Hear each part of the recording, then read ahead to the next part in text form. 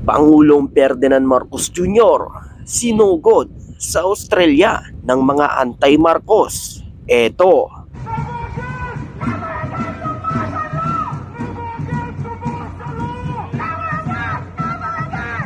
At ito pa mga kababayan. May I just ask you why that's funny? Why that's funny?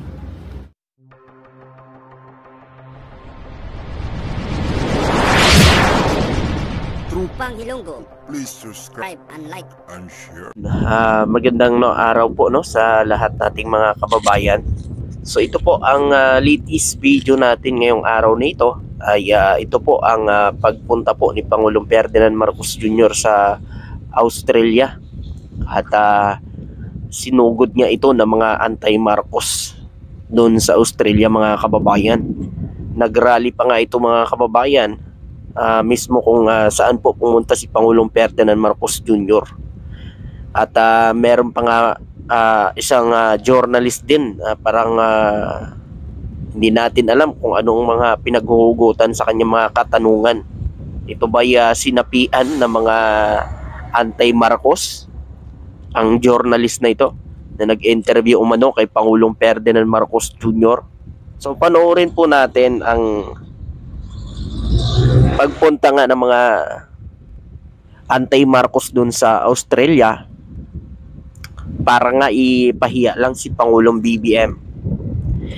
Ito po mga kababayan. So bakit ba kailangan pa natin gawin ito? Bakit kailangan pa natin ipahiya ang ating mahal na Pangulo sa ibang mga lahi at lalong-lalo na ang bansa natin? Hindi na alam ng mga anti-Marcos na ito kapag pinahiya nila ang ating mahal na Pangulo sa ibang bansa ay kasama rin ang bansa natin. So ito po mga kababayan, sa mga anti-Marcos na yan, kaso noon pa naman tumatakbo pa lang si Pangulong Ferdinand Marcos Jr. as president, talagang hinaharangan na nila. Talagang sinisiraan na at ninuroyorakan na ang pangalan ng ating mahal na Pangulo. Puri natin ang pagpunta ng mga ralista sa Melbourne, Australia para lang mag-rally. Eto, pakinggan natin ito at panoorin.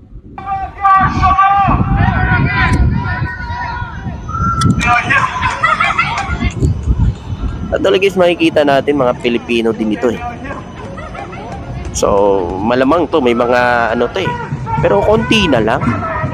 Dati talaga marami to sila mga kababayan nung nanalo si Pangulong BBM. Nag-rally mga to Tapos mukhang hindi pa ata matanggap. Sinugod pa ang COMELEC. Nito lamang sa may lakad niya nitong sa Australia mga kababayan.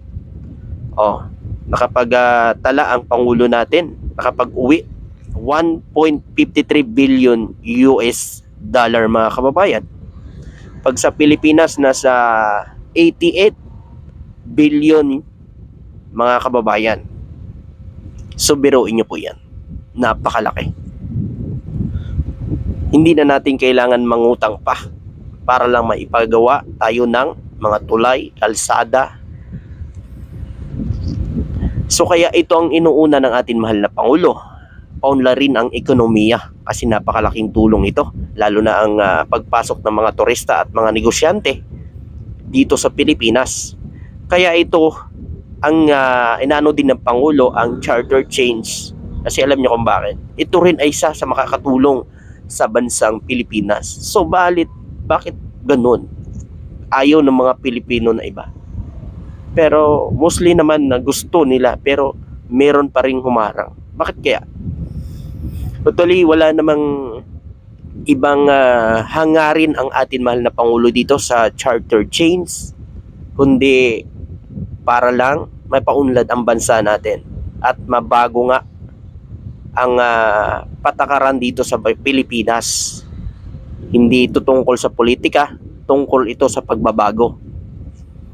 Nga lang kasi yung iba ginagamit, sabi na para lang daw sa interest. Iba-iba ng paniniwala ang tao. Ganun talaga. Okay guys.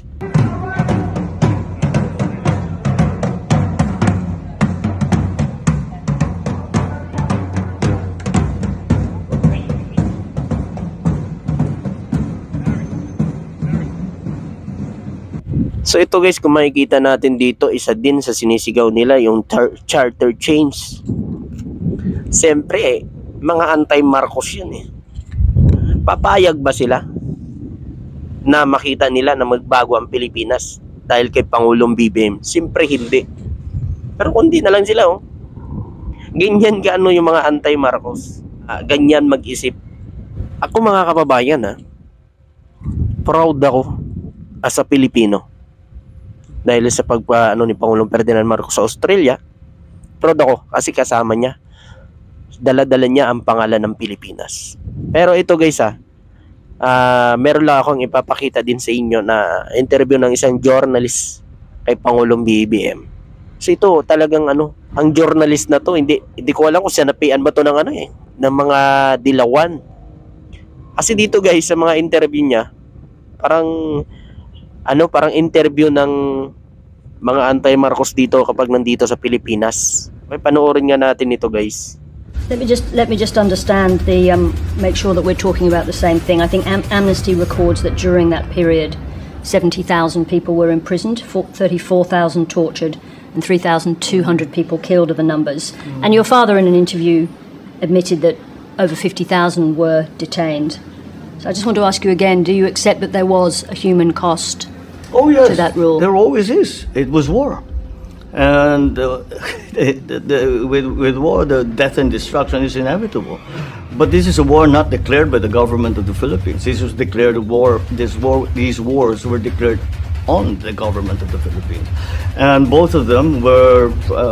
One was to divide the country, and the other one was to remove the present political system by armed struggle. So ito guys, panoorin pa natin yung second part. Father's time, which is of course the question of corruption, which became wholly associated with the Philippines for a long period of time.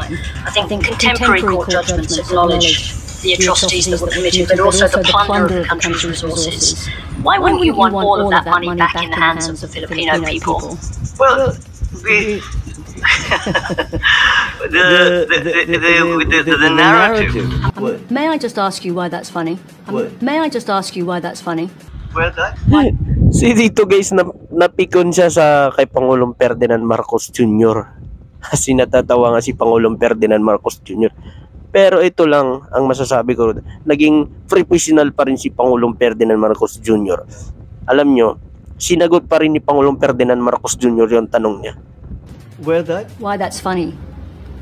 I'm asking you a question about the plundering of large sums of money from the Filipino people. I'm thinking that maintains, that idea maintains, because I take exception to many of the assertions that have been made, and I think we have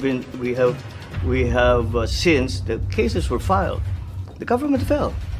Cases were filed against me, my family, the estate, etc. And up to now, we have found the assertions that were made, we have shown to be untrue. So yun guys, napahiya lang yung journalist. Kaya ganun, nagalit mga kababayan. Ba't na natatawa si Pangulong Ferdinand Marcos Jr.? So yun po mga kababayan, ano po ang masasabi nyo at makukomento nyo dito? At syempre, huwag nyo kalimutan, i-share at like ang video na ito. Maraming salamat po.